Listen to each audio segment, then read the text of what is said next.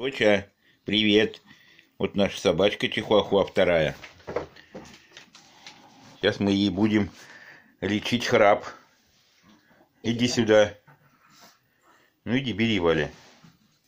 Она у нас похрапывает. Да не И то для слово. того, чтобы она не храпела, нужно закапать ту ноздрю, которая не дышит, ну, пол капельки, капельку облепихового масла. Давай. Делать это очень просто.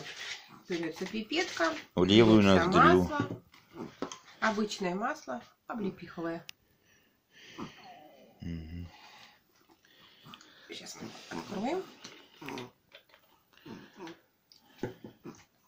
Пипеточка.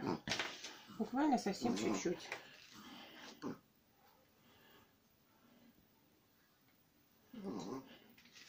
Капельку. Не надо много. Одну капельку. Все, даже лишнее я уберу. Чтобы...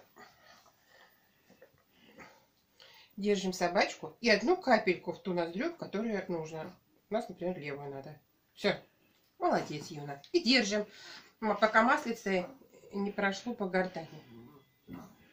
Вот и все. И вот так храп проходит. Да, она начинает чихать. Да, скажи, смазывает меня. Ну ладно, все. Вот она какая у нас девочка хорошая.